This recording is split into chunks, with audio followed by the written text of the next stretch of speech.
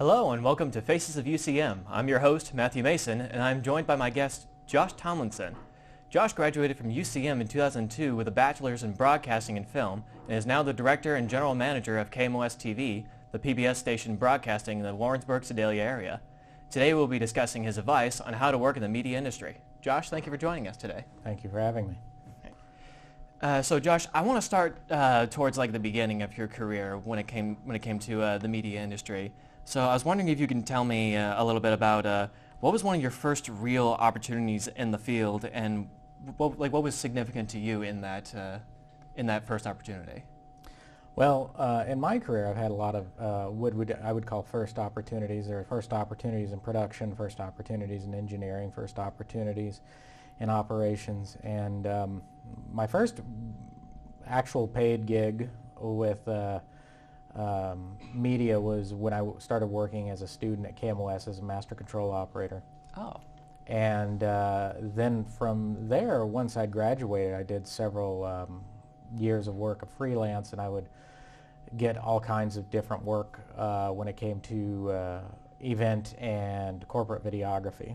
And nothing really stands out about those. Mm-hmm. One wedding bleeds into the next. Corporate video, while it can be lucrative, it can also be kind of cookie cutter.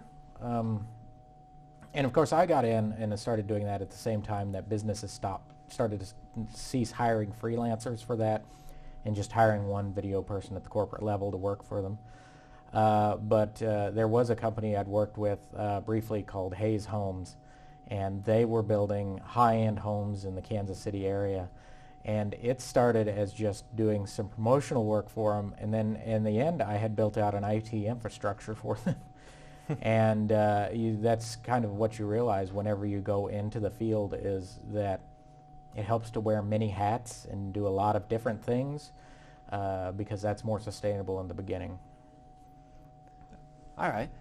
And did you have any particular challenges specifically with that particular video you were working on, or challenges with that particular video? Or no, nothing with that particular video. I have had plenty of challenges. The number one challenge you're always going to have scheduling. Right. Scheduling is that. What's the old joke? You want to make God laugh? Tell him your plans. That's scheduling. Because I operate in production. I operate on the 5 Ps. It's technically the 6 Ps, but for decorum we'll call it the 5 Ps. Proper planning prevents poor performance, Mm-hmm. or proper planning prevents poor production. And the biggest struggle I ever had was when I didn't properly plan, where I didn't put in the pre-production work, and I just said things like, well, when I show up on the day, I'll have that figured out. That ends up making everything take 2 or 3 times as long, and it also ends up costing you twice as much. And if you're freelancing, when you say costing twice as much, it didn't cost the client twice as much. You're just taking half the amount of money you originally thought you were going to. Mm-hmm. Yeah, I definitely can attest to that. I've underestimated the power of planning, and I feel like it's kind of severely impacted than the videos I've made because I didn't really sit down and plan what I really wanted to do. Mm-hmm. And like you said, plus it really saves you time when you already have a plan ahead of you. Yeah, That way you're only dealing with crisis and not dealing with mistakes. Mm-hmm, absolutely. So, speaking of going back to bigger challenges, did you have any particular challenges working currently as the director of KMOS? Was there anything in particular that stood out to you as far as a challenge you had to face and overcome? I think the challenge right now would be to just pick one. Yeah, out of a lot. Yeah, I inherited my position, and inherit's not the right word. I fell backwards into it. I often describe it to people as they asked for volunteers, and I turned around, and everyone else had stepped back. And then you were pretty voluntold. Yeah, well, not so much that as whenever I ended up with this job, the long-serving general manager had retired in 2010, and then we had another general manager come in 2014 and left in 2015, and then I was interim for a year, and so that pocket of no real leadership left a lot of things that had to be addressed, mechanically, legally. A good example of a challenge that I had to deal with is KMOS's first broadcast tower was in Sedalia, Missouri, and it was built in 1978, right ahead of it going on air. And then they built a new broadcast tower in Syracuse, Missouri, in 2000, and that Sedalia tower became a midpoint microwave hot. So what we'd do is we'd send a signal via microwave from here to Sedalia, and then be repeated from Sedalia to Syracuse. That tower site, we own the tower, but we didn't own the property it was on, and so the lease was only one 20-year lease with one 20-year renewal, and I landed in charge smack dab in the middle of that period. And I had to determine, one, are we going to continue maintaining that site, or are we going to go to a different plan for our studio to transmitter link? Two, if we did go with a new plan, what we were going to do with the site, and then three, had to deal with the landowners and making them happy. Okay. That was a problem that all of the general managers up until that point had kicked that can down the road. Mm-hmm. And so I realized with that was such a huge undertaking to deal with, that whatever I did, I was not going to leave that kind of mess for the next person. Right. All right, we're going to take a short break, but don't go away. We'll be right back for more Faces of UCM. What if television could sweep us away to another time and place? Very nice, my lady.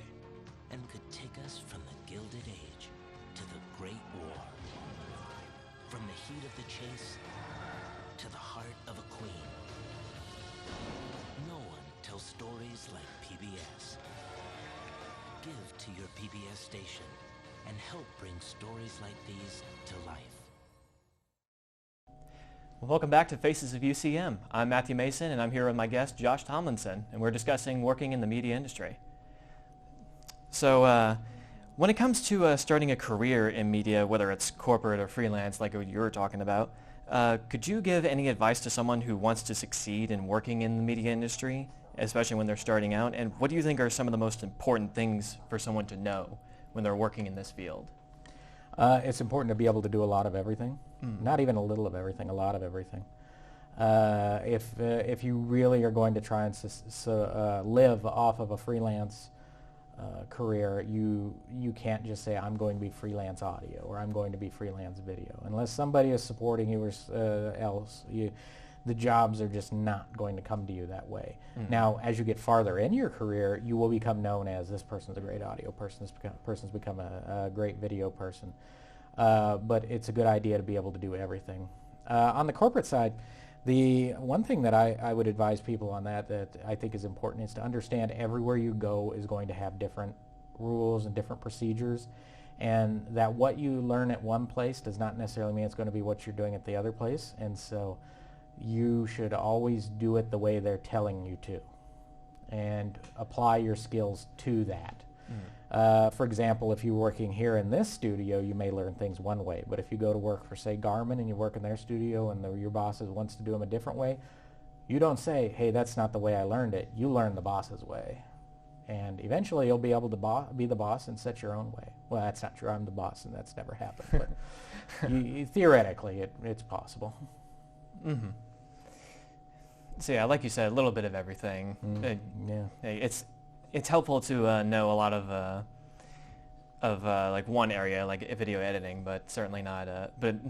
It's not as helpful as knowing it, like literally everything, or at least as much as you can. Yeah, and that can go down to, that's not just like the production side of it. That can be script writing, producing. There's a lack of skilled writers. There is. Just people cannot keep a concise message, and that's always the place you want to start a production. So if you have a good concept on writing or understanding how things are written, you can make suggestions to make the production better. Right. All right, and that's all the time we have for you today. Josh, I want to thank you for joining us and talking with us, and thank you all for watching Faces of UCM. I'm Matthew Mason, and I will see you all next time. Goodbye, everyone.